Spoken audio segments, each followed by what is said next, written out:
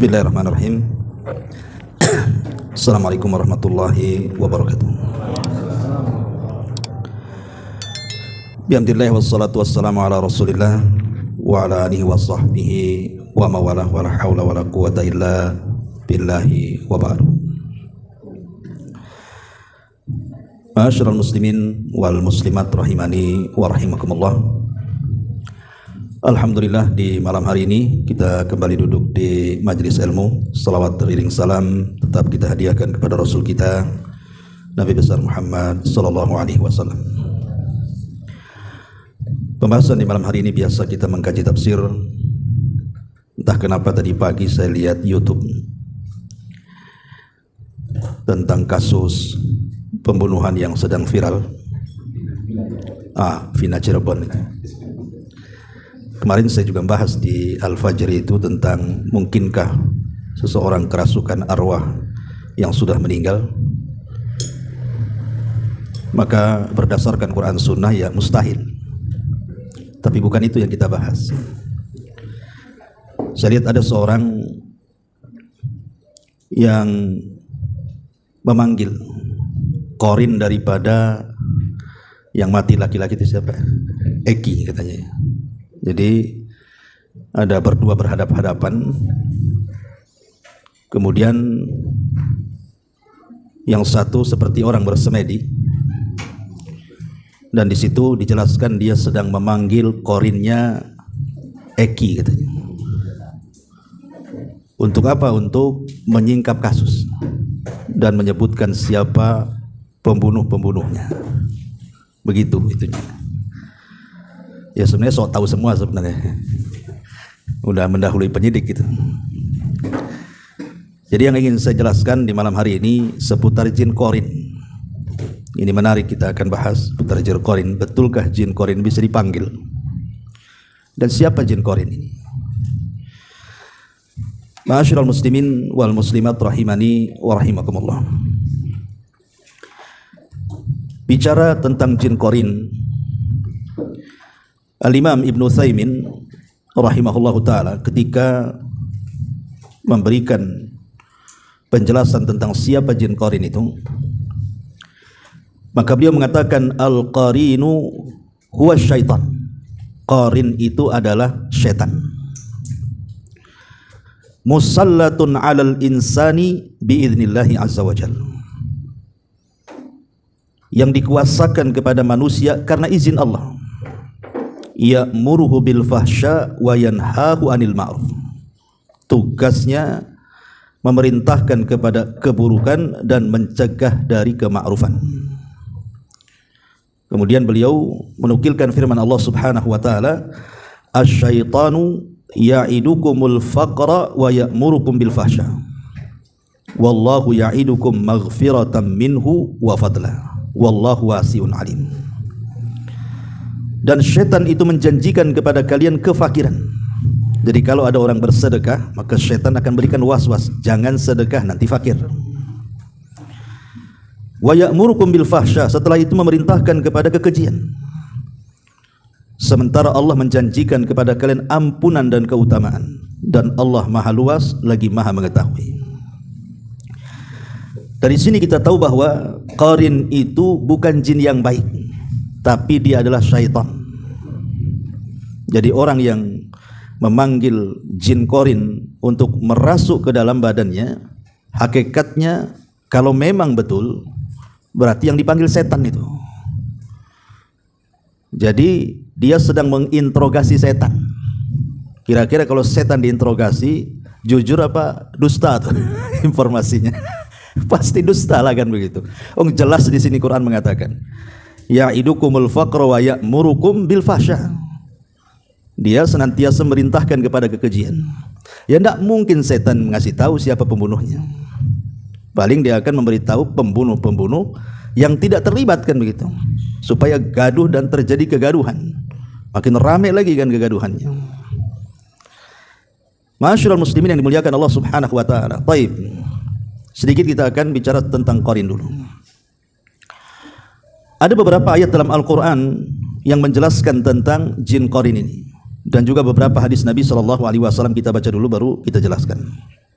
Yang pertama disebutkan dalam surah An-Nisa 38.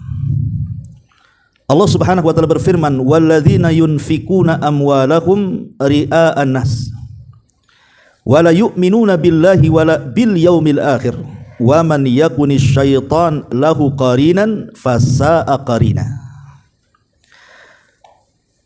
Orang-orang yang menginfakkan harta mereka karena riya kepada orang lain, dan orang-orang yang tidak beriman kepada Allah, tidak pula beriman kepada hari akhir, maka sesiapa yang menjadikan setan sebagai temannya, ketahuilah bahwa dia adalah seburuk-buruk teman. Di sini ada kalimat wa man yakunish syaitanu lahu qarinan fasa'a qarina. Maka siapapun yang menjadi teman setan, maka setan adalah seburuk-buruk teman. Jadi qarin itu adalah teman yang melekat pada badan kita. Kemudian juga disebutkan dalam surah Qaf ayat 27.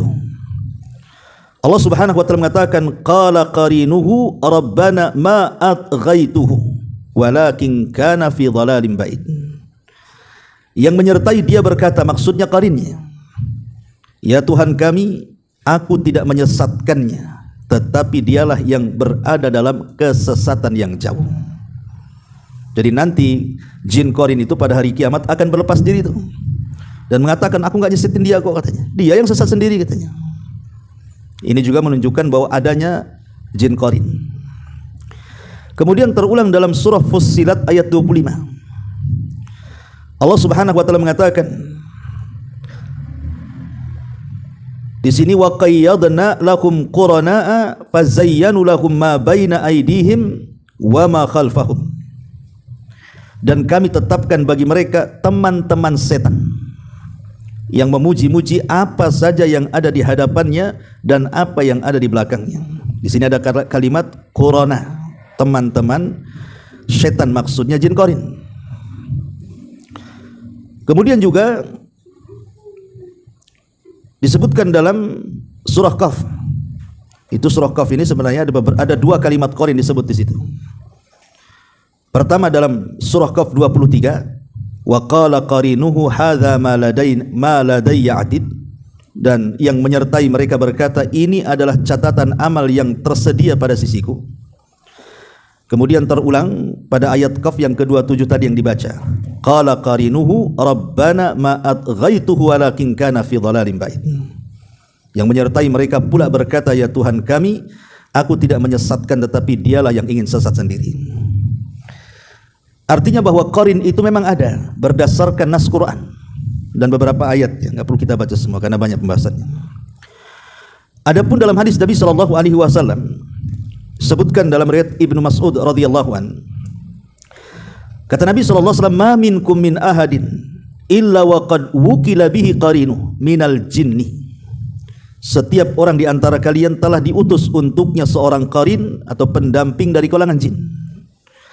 Sahabat bertanya, wa iyyaka ya Rasulullah, termasuk engkau juga ada qarinnya wahai Rasul? Maka Rasul mengatakan, ya, termasuk aku ada qarinnya, termasuk wa iyaya illa annallaha a'anani alaihi fa aslam fala ya'muruni illa bi khairin. Kata Rasul, ya, termasuk saya ada qarinnya, akan tetapi Allah telah menundukkan qarin itu kepadaku sehingga dia masuk Islam, sehingga dia tidak merintahkan kecuali kebaikan. Kalimat aslam ini menjadi polemik para ulama. Al-Imam An-Nawawi rahimahullahu taala ketika menjelaskan hadis ini, kalimat fa aslama itu ada dua harakat di akhirnya. Bisa dibaca fa aslamu, maka lain artinya. Bisa dibaca fa aslama, lain pula artinya. Jadi ketika Nabi SAW mengatakan illa annallaha a'anani, kecuali karena Allah telah melindungi aku, alaihi, kepada jin qarin itu, fa aslam. Kalau dibaca fa aslamu, berarti jinnya yang bersarang di badan Nabi itu tetap kafir. Tetapi walaupun dia tetap kafir, tidak bisa mengganggu Nabi, karena Nabi telah menundukkannya. Tapi kalau dibaca fathah, fa aslama, artinya Islam, berarti Nabi SAW sudah mengislamkan jin qarin yang ada di badannya. Al-Imam Al-Khattabi rahimahullahu taala dia merojehkan bahwa kalimat fa'aslam itu bukan dibaca fathah tapi dibaca dhammah. Fa'aslamu. Artinya jin yang ada pada diri Nabi itu tetap kafir. Tetapi dia tidak memerintahkan kecuali kebaikan. Walaupun kafir karena Rasul sudah menundukkannya. Tapi Qadhi Iyad rahimahullahu taala beliau lebih cenderung kepada pendapat yang memfathah mim, fa'aslama. Artinya jin yang ada di badan Rasul itu sudah Islam. Tapi secara umum namanya jin itu kafir. Ya ada yang Islam, tapi umumnya jin itu kafir. Karena saya juga melihat di tayangan YouTube itu ada orang yang penampilannya ya nampaknya soleh gitu ya, pakai sorban, pakai jubah sampai melembreh ke tanah gitu ya, bawa tasbih, kemudian dia mengatakan, aku sudah mampu menundukkan jin korin saya, katanya. Kita katakan dusta Anda. Mana bisa jin korin ditundukkan? Jin korin itu bisa ditundukkan karena keimanan kita, karena ketakwaan kita kepada Allah, karena ibadah kita, baca Quran kita, zikir kita. Ya memang bisa ditundukkan. Apa selamanya bisa ditundukkan? Tidak bisa, karena manusia itu ada waktunya semangat, ada waktunya futur. Cemana bisa ditundukkan? Kan manusia itu ada dua kondisi. Kadang lagi semangatnya ibadah, ya ketika itu dia bisa menundukkan. Tapi ada waktu-waktunya manusia itu futur, malas ibadah, malas ini, malas itu. Lah futur ini datang dari mana kalau bukan dari si korin itu? Jadi kalau dia mengatakan saya sudah bisa menundukkan jin korin, kadzabtum, dusta. Nggak ada yang bisa menundukkan jin korin itu. Ya mungkin sementara ketika Anda imannya naik. Nah, ketika imannya turun, yang menurunkan iman itulah jin korin itu. Jadi ma'asyiral muslimin yang dimuliakan, jangan dipercaya orang-orang kayak gini. Hakikatnya mereka adalah biasanya gerombolan para dukun tuh. Ya. Ma'asyiral muslimin yang dimuliakan Allah Azza wa Jalla, ini hadis yang pertama. Artinya jin korin ini akan melekat kepada siapapun. Saya, Anda, laki-laki, perempuan, orang biasa, para nabi, para rasul, semua punya jin korin. Cuman bedanya, kalau jin korinnya para nabi, termasuk Nabi SAW, bagi yang berpendapat tetap kafir, dia tidak bisa apa-apa, karena keimanan para nabi itu tidak pernah berkurang. Tapi bagi yang mengatakan dia Islam, berarti tidak memerintahkan kecuali kebaikan. Tetapi selain para nabi tidak bisa menundukkan, bahkan akan cenderung memberikan was-was keburukan. Ma'asyiral muslimin yang dimuliakan Allah Azza wa Jalla, dalam hadis Abdullah bin Amr, hadis yang kedua, Nabi SAW bersabda, "Idza kana ahadukum yusalli fala yada ahadan yamurru baina yadayhi." Jadi kalau salah seorang di antara kalian salat, jangan biarkan ada orang yang berjalan di depan kita. Tapi kalau seandainya ada, fa in aba, kalau dia kemudian dihalau tidak mau juga, tetap juga mau berjalan depan kita pada kita sedang sholat, fal yuqatilhu, perangi dia, halau dia sebisa kita. Kenapa? Fa inna ma'ahul qarin, karena bersama orang itu ada jin korinnya tuh. Menunjukkan bahwa dalam hadis Nabi SAW bahwa jin korin itu ada. Kemudian hadis yang ketiga, hadis Abdullah bin Mas'ud radhiyallahu an, dia mengatakan, Nabi bersabda, "Inna lisyaitan lammah bibni Adam walil malaki lammah, fa amma lammatus syaitan fa iadun bisyarri wa takdzibun bil haqqi, wa amma lammatul malaki fa iadun bil khairi wa tasdikun bil haqq. Faman wajada dzalika falyalam annahu minallah falyahmadillah. Waman wajadal akhar atau waman wajadal ukhra falyata'awad billahi minasyaitonir rajim, thumma qara'a asy-syaitan ay thumma qara'a asy-syaitanu ya'idukumul faqra wa ya'murukum bil fahsya." Dari Abdullah bin Mas'ud radhiyallahu anhu, dia berkata, Nabi bersabda, sesungguhnya setan itu memiliki bisikan pada manusia, sebagaimana malaikat juga punya bisikan kepada manusia. Bisikan setan menjanjikan keburukan dan mendustakan kebenaran, sedangkan bisikan malaikat menjanjikan kebaikan dan mempercayai kebenaran. Barang siapa mendapatkannya, maksudnya bisikan kebaikan, pujilah Allah. Tapi kalau tidak dapat bisikan kebaikan, maka hendaklah dia meminta perlindungan kepada Allah. Kemudian Rasul membaca, sesungguhnya setan menjanjikan kepada kalian kefakiran dan memerintahkan kepada kalian keburukan. Dari hadis ini bahwa qarin itu ada dua macam. Qarin itu ada dua macam. Ada qarin dari kalangan malaikat, ada qarin dari kalangan jin. Dan dua-duanya melekat pada badan setiap manusia, mau mukmin mau kafir. Mau orang biasa mau para nabi, semua melekat dua jin ini atau dua qarin ini. Cuman kalau qarin dari malaikat, itulah yang senantiasa memberikan was-was kepada kita. Kayak antum dari rumah nih, ini dia mau ngaji di tempat Pak Jul nih, berarti itu bisikan malaikat. Artinya antum melangkah ke tempat ini. Atau antum ingin sholat ke masjid, akhirnya berangkat ke masjid, berarti itu bisikan dari malaikat. Atau antum mau bersedekah, dan begitu seterusnya. Pokoknya bisikan-bisikan apapun yang bersifat kebaikan berarti dari qarin malaikat. Tapi kalau dari bisikan-bisikan keburukan, tiba-tiba kemudian ingin maksiat, ingin berjalan ke tempat maksiat, ingin memandang maksiat, mendengar maksiat, itulah qarin dari kalangan jin tuh. Jadi ada dua qarin di sini dalam hadis ini, Abdullah bin Mas'ud radhiyallahu anhu. Ma'asyiral muslimin yang dimuliakan Allah azza wajalla. Kemudian hadis berikutnya hadis Aisyah. Jadi satu hari Nabi itu berada di giliran Aisyah ummul mukminin radhiyallahu anha. Tiba-tiba Rasul keluar di malam hari itu. Aisyah pura-pura tidur. Ya, namanya Rasul istrinya banyak, wajar Aisyah cemburu. Jangan-jangan dia ke istri yang lain nih. Makanya dia mengatakan faghirtu alaih, aku pencemburu. Masa giliranku dia keluar, jangan-jangan ke istri yang lain. Kan itu. Nanti antum merasa kalau antum poligami. Kalau belum poligami tak tahu, ya. Istri masih aman-aman aja tuh. Kalau poligami tak aman tuh matanya. Ya. Faja'a fara'a ma asna. Tiba-tiba aku pun mengikuti dari belakang. Kemudian Nabi SAW tahu ada yang ngikutin di belakang itu. Rupanya Nabi SAW mengatakan, malaka ya Aisyah, ada apa engkau ngikuti aku Aisyah? Apakah engkau cemburu? Kemudian Aisyah mengatakan, mali la yughar mithli ala mithlik. Bagaimana aku tidak cemburu kepadamu hai Rasul? Maka Nabi SAW mengatakan, aqad ja'aki syaitanuki.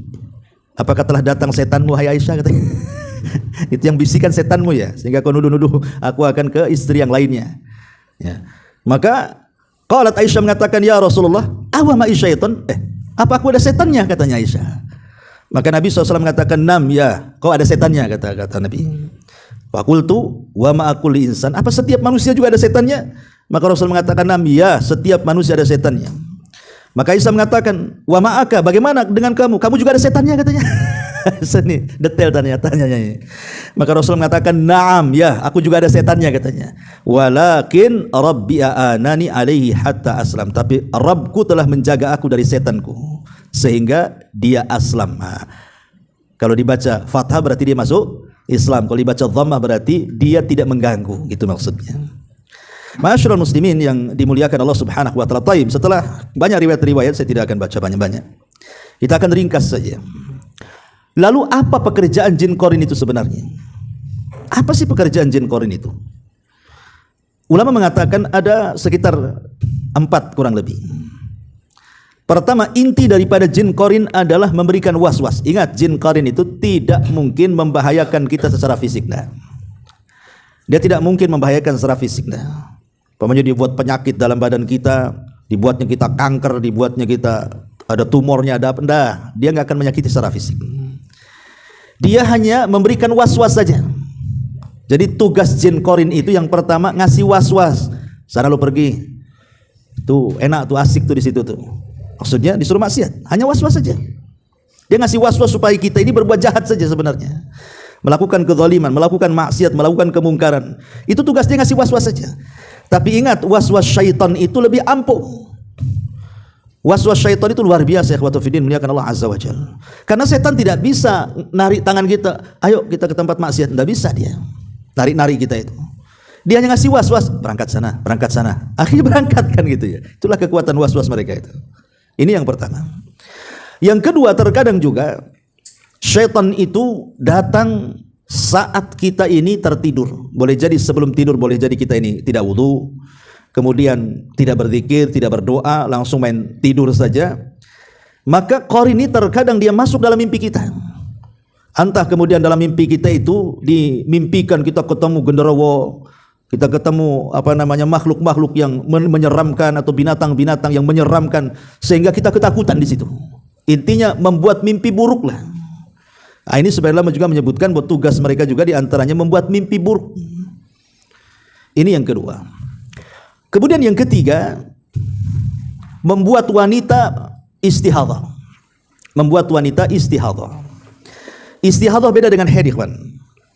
Kalau haid itu darah kebiasaan, memang setiap bulan wanita pasti keluar haid.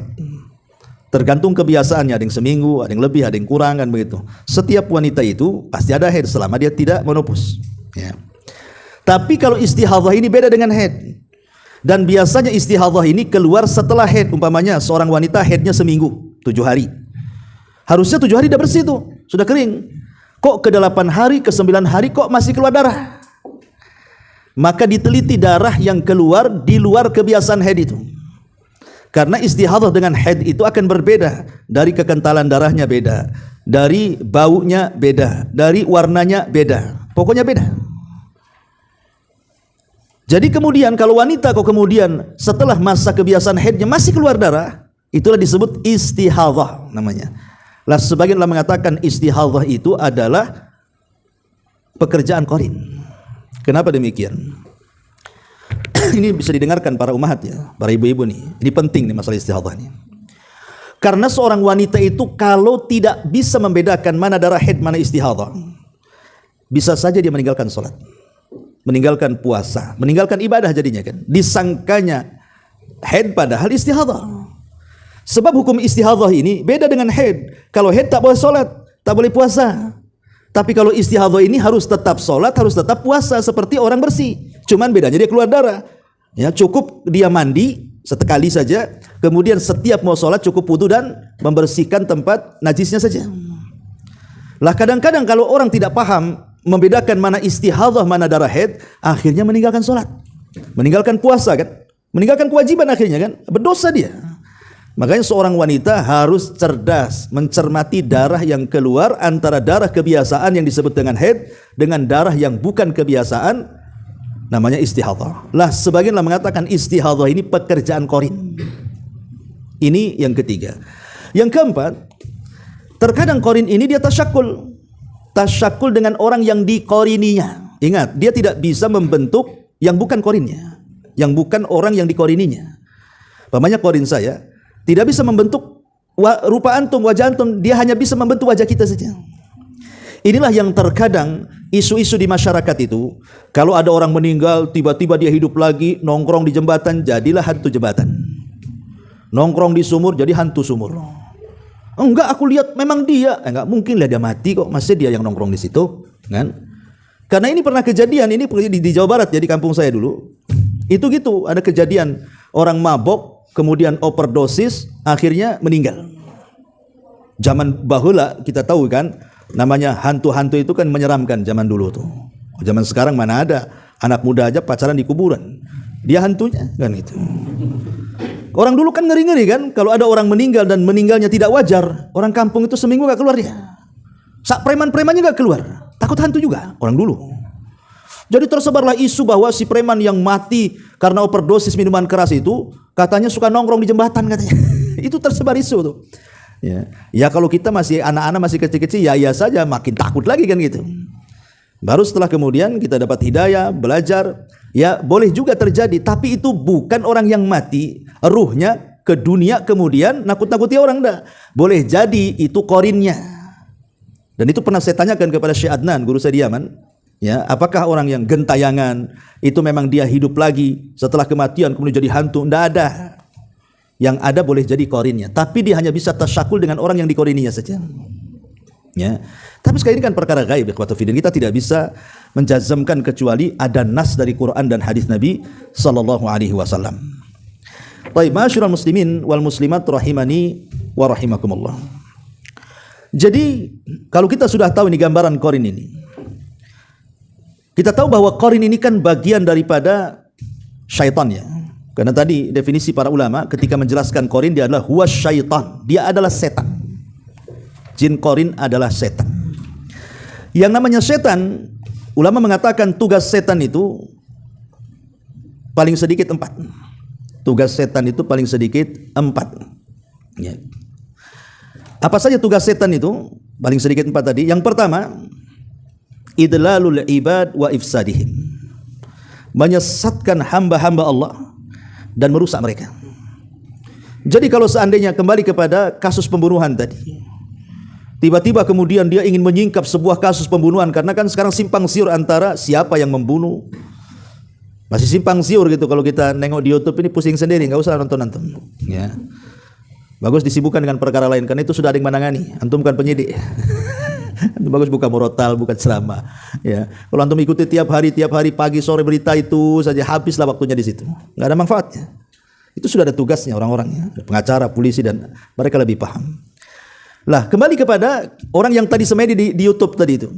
Tiba-tiba kemudian dia dengan kawannya wawancara, setelah semedi beberapa saat, tiba-tiba kemudian jin korin si Eki ini masuk ke tubuh dia. Coba bayangkan.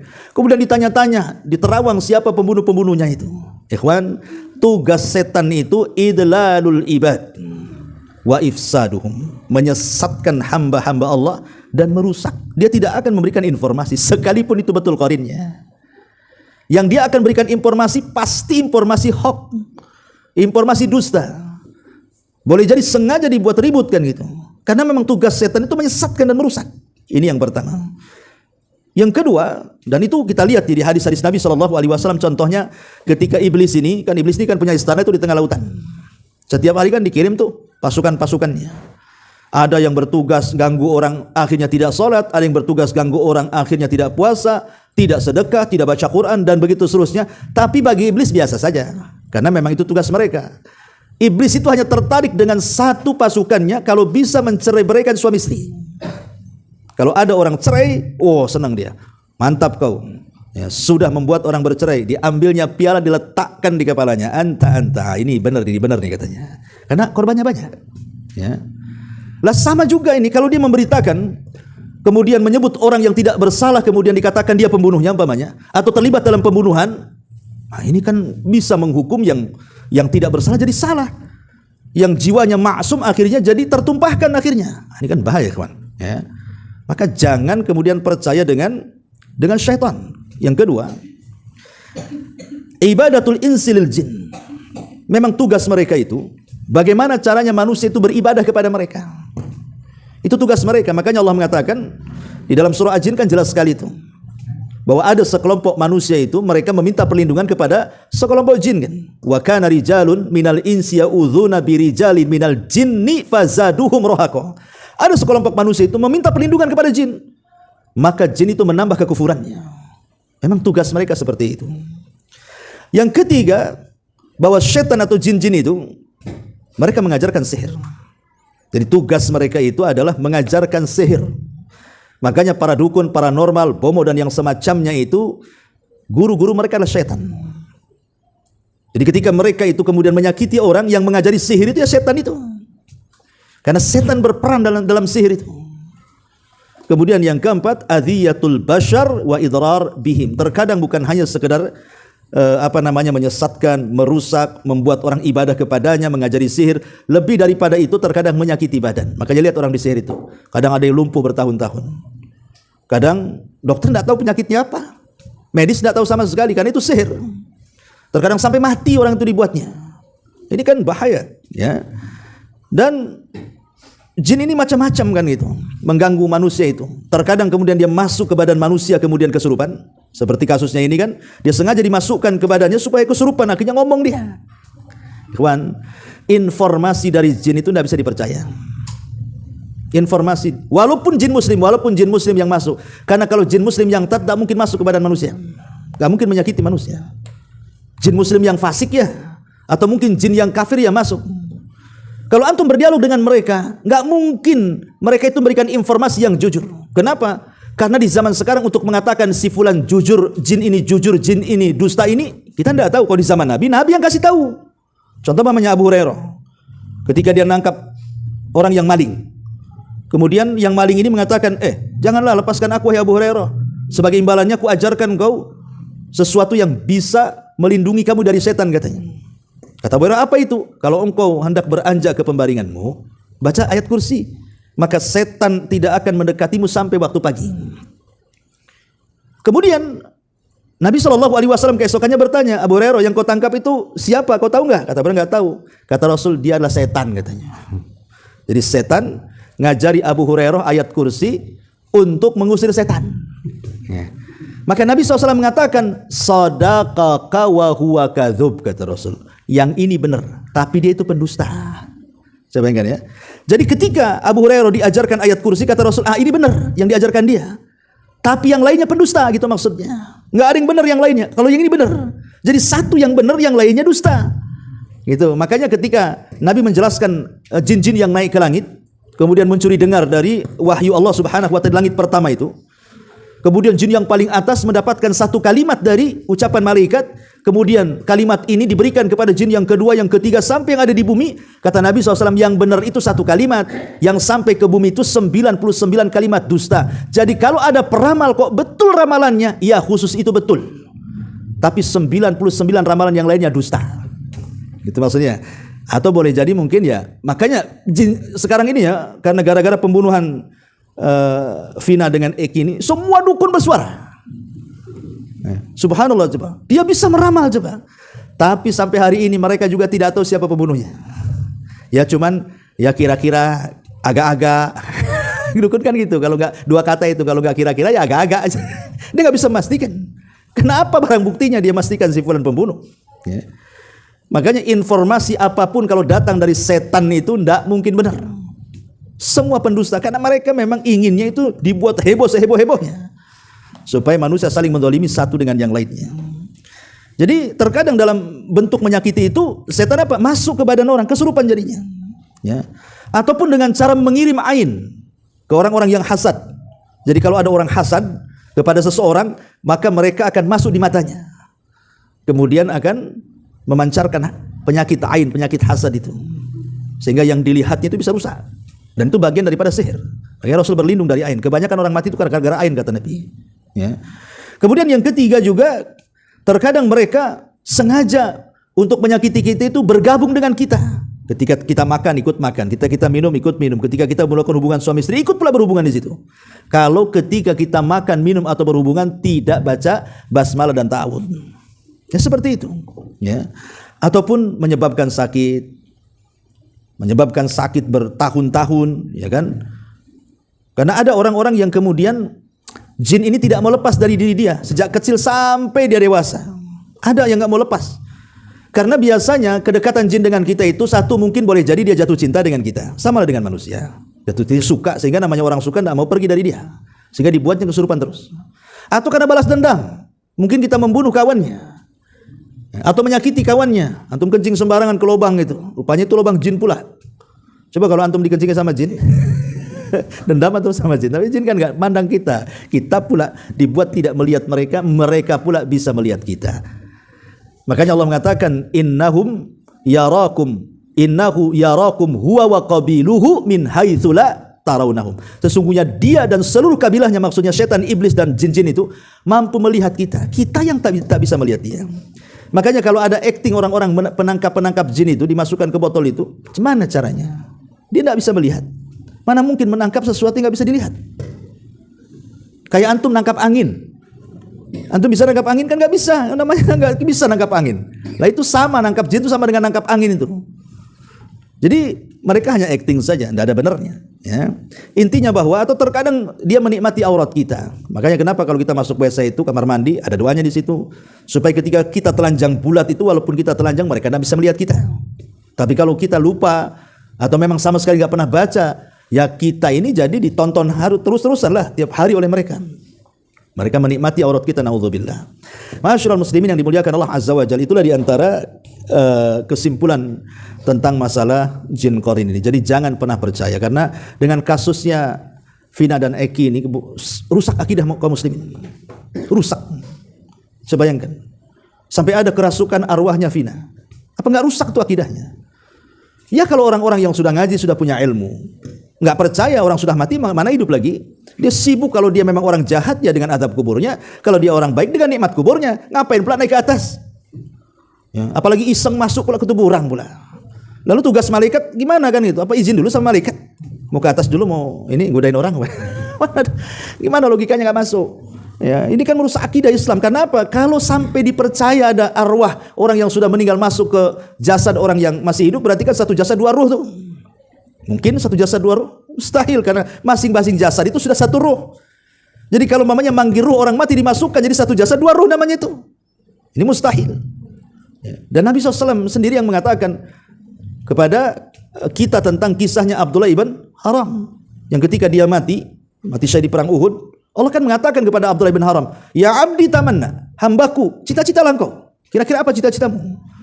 Kata Abdullah ibn Haram, ini ruhnya yang ngomong nih di hadapan Allah. "Aku ingin balik ke dunia," katanya. Kata Allah, "Enggak, mustahil, enggak bisa." Ya, enggak bisa, engkau enggak bisa balik ke dunia karena dia menginginkan untuk mati syahid kembali kedua kalinya. Kenapa demikian? Karena orang yang mati syahid itu kenapa dia ingin mati lagi? Ingin hidup dan mati karena saat sakaratul maut dia tidak merasakan sakit. Semua manusia merasakan sakit saat sakaratul maut kecuali orang yang mati syahid. Makanya dia ingin apa? Ingin balik lagi karena tahu kematiannya. Tapi Allah mengatakan tidak bisa. Kata Abdullah bin Haram, "Kalau begitu ya Rabb, kalau tidak bisa hidup lagi ke bumi, habarkan saja tentang bagaimana aku di sisimu." Maka Allah Subhanahu wa taala turunkan ayat kepada Rasul, "Wala tahsabannal ladzina qutilu fi sabilillahi amwatan bal ahya inda rabbihim yurzakun." Jangan kau sangka orang yang mati syahid mati, tidak, mereka hidup. Mereka sedang dapat rezeki dari Allah. Turun ayat ini kan. Ya.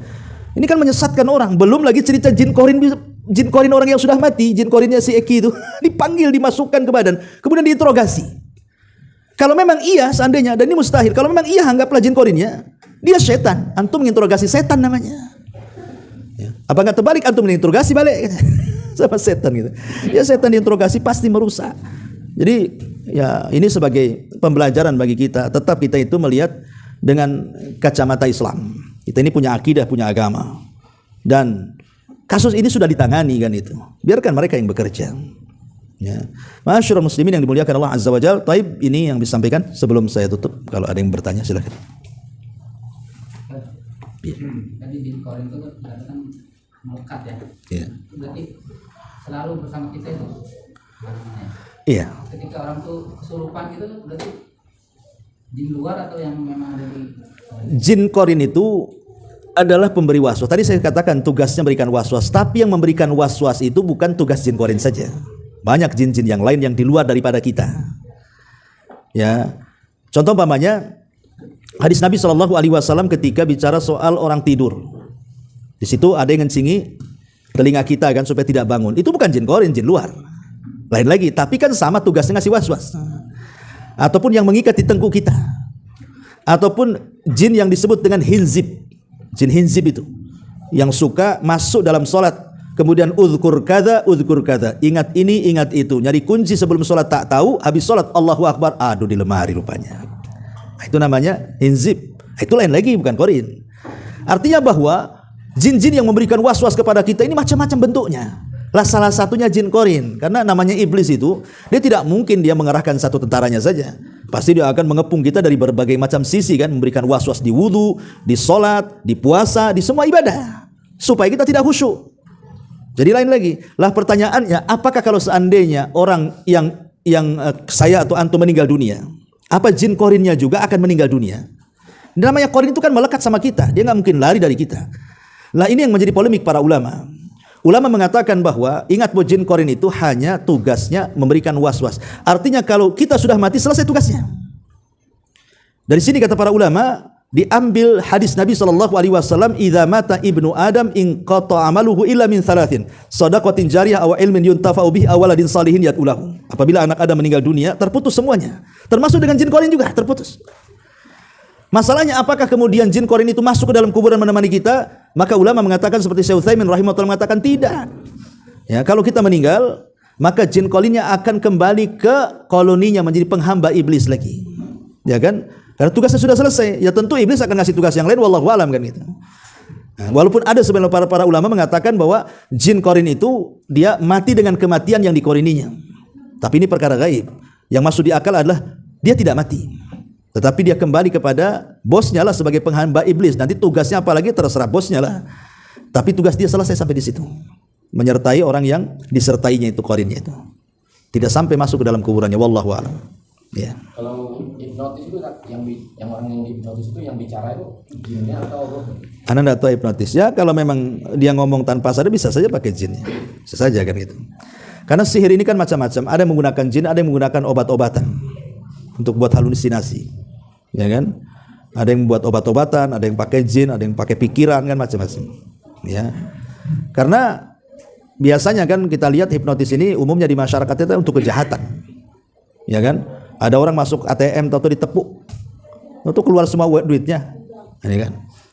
Atau umpamanya belanja ke pasar, mungkin hipnotisnya pakai media rokok, udah ambil banyak, kasih duit, padahal belum ngasih, kemudian disemprot sembur sama asap rokok, mana kembalinya? Ngasih duit pun tidak, mana kembalinya? Dikasih kembalinya, kena hipnotis dia kan. Jadi umumnya itu untuk kejahatan ya, boleh juga mungkin dari setan kan itu. Karena kan hipnotis kan namanya sihir takhil, itu namanya sihir yang dihayalkan. Persis seperti Nabi Musa. Ketika tukang-tukang sihir Fir'aun itu melempar-lempar tali tambang itu kan yukhayyalu ilaihi annaha tas'a, dihayalkan kepada Musa seolah bergerak-gerak dia. Berarti kan dihayalkan. Ya kalau hipnotis ini bagian daripada menghayalkan, akhirnya berbicara tanpa sadar, ini masuk pada sihir takhil namanya. Sihir hayalan. Yang pernah dilakukan atau pernah berhadapan Musa dengan tukang-tukang sihir Fir'aun kan. Ya, wallahu a'lam. Ya. Baik, sampai di sini, mudah-mudahan ada manfaatnya. Subhanakallahumma bihamdika, asyhadu an la ilaha illa anta astaghfiruka wa atubu ilaik. Allahu taala alam. Assalamualaikum warahmatullahi wabarakatuh.